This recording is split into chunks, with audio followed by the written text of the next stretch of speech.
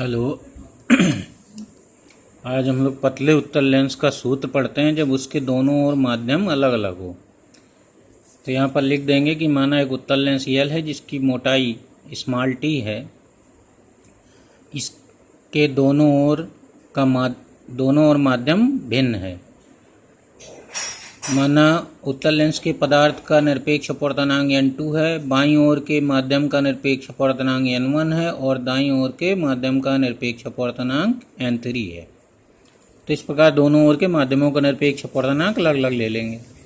अब हम लोग फिगर बनाना सीख लेते हैं पहले।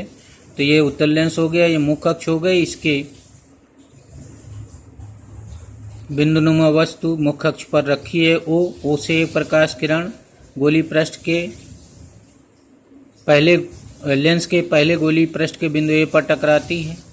अब ए से जब अपवर्तन होता है तो लेंस के अंदर जाती है। लेंस के अंदर जाने पर वह अवलंब की ओर झुकेगी, क्योंकि मान लेते हैं कि n1 जो है वो छोटा है और n2 ज़्यादा है, यानी ये विरल है और ये सघन है। तो यहाँ पर अब हम लोग किरण को अपवर्तित किरण को बनाने के लिए बिंदु ए पर हम लोग अभिलंब खींचेंगे। तो बिंदु ए पर अभिलंब खींचने के लिए इस गोली पृष्ठ के वक्रता केंद्र से इसको डॉट डॉट करके मिलाएंगे। ये वक्रता केंद्र है, ये डॉट डॉट मिलाएंगे और थोड़ा सा किरण को झुका देंगे। तो इस प्रकार ये आ जाएगी।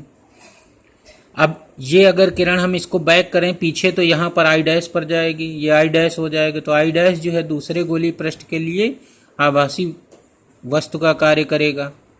अब दूसरे गोली पृष्ठ से जब बाहर किरण निकलेगी बिंदु बी से, तो यहाँ पर अवलंब बनाएंगे। तो दूसरे गोली पृष्ठ का वक्रता केंद्र सी है, तो सी से मिलाएंगे बी को, तो ये n2 अवलंब बनेगा। अब ये जब कांच इससे लेंस से जब इस विरल माध्यम में जाएगी, मान लेते हैं कि n3 कम है और n2 ज़्यादा है, तो अवलंब से दूर हटेगी। अवलंब से दूर हटने पर ये आई पर मिलेगी मुख्य अक्ष के साथ, इसलिए ओ डैश ये आई डैश का प्रतिबिंब आई पर बन जाएगा।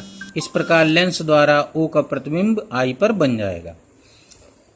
तो वो सब लिख लेंगे और ये मान लेंगे कि ध्रुव गोली पृष्ठ के ध्रुव P1 P2 हैं और वक्रता त्रिज्याएं क्रमशः R1 और R2 हैं। और वो ये सब लिख देंगे। वस्तु O का पहले पृष्ठ से प्रतिबिंब आई डैश पर बनेगा, जो दूसरे गोली पृष्ठ के लिए वस्तु का कार्य करेगा, तथा दूसरे पृष्ठ से आई डैश का प्रतिबिंब आई पर बनेगा। इस प्रकार लेंस O का प्रतिबिंब आई पर बनाएगा। माना लेंस के पदार्थ का निरपेक्ष अपवर्तनांक n2 है, वह इसके बाईं ओर माध्यम का निरपेक्ष अपवर्तनांक n1, दाईं ओर माध्यम का निरपेक्ष अपवर्तनांक n3 है। अब हम लोग पहले गोली पृष्ठ के लिए अपवर्तन का सूत्र लगाते हैं n/v - 1/u बराबर n - 1/r से। तो यहाँ पर हम लोग n/v लिखते हैं, यानी जहाँ किरणें जाती हैं। तो यहाँ से पहले इस माध्यम से कांच इसमें गई हैं लेंस के अंदर, तो लिखेंगे n2/v डैश, क्योंकि पहला जो गोली पृष्ठ है वो ओ का प्रतिबिंब यहाँ बना रहा है आई डैश पर, तो v डैश लिखेंगे। तो यह आ जाएगा n2/v dash minus n1/u is equal n2 minus n1/r1।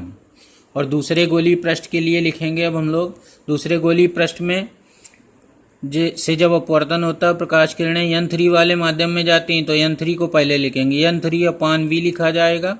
और जहाँ से आ रही n2 इस गोली पृष्ठ के लिए ये दूरी लिखेंगे हम लोग यहाँ तक की आई डैश की, तो आई डैश की दूरी हो जाएगी v डैश प्लस टी। यहाँ से P2 से आई डैश की दूरी v डैश प्लस टी ली जाएगी। तो यहाँ पर आ जाएगा n3/v minus n2/v dash plus T is equal n3 minus n2/r2। अब ये चूंकि लेंस बहुत पतला है, इसलिए हम लोग v डैश प्लस टी की जगह पर v डैश ले लेंगे। t को हटा देंगे, छोड़ देंगे, v डैश केवल लेंगे। तो यह बन जाएगा आपका n3/v minus n2/v dash is equal n3 minus n2/r2। इसको समीकरण नंबर 2 दे देंगे। समीकरण 1 और 2 को जोड़ने पर n3/v minus n1/u is equal n2 minus n1/r1 plus n3 minus n2/r2 हो जाएगा। तो ये फार्मूला आ जाएगा। ये पतले उत्तल लेंस जिसके दोनों ओर माध्यम अलग अलग है, उसका ये फार्मूला आ जाएगा। और यही उत्तल लेंस के लिए भी अगर हल करेंगे तो यही आ जाएगा।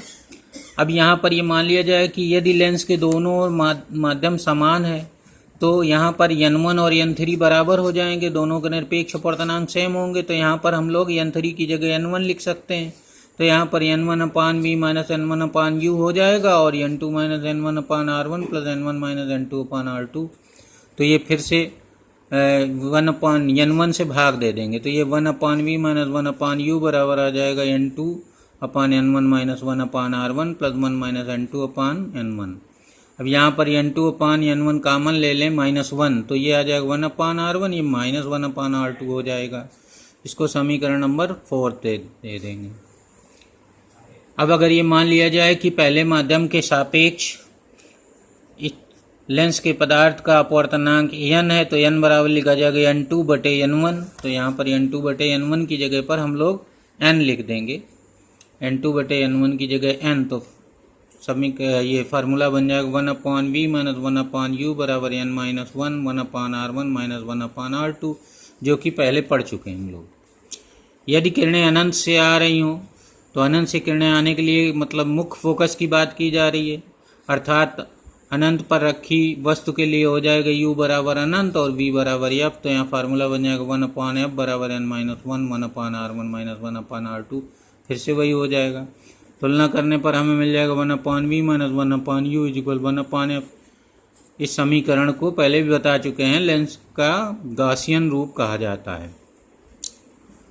तो इस प्रकार से जब पतले लेंस के दोनों ओर माध्यम भिन्न होता है, तब फोकस दूरी का क्या सूत्र होता है ये हम लोग पढ़ लिए।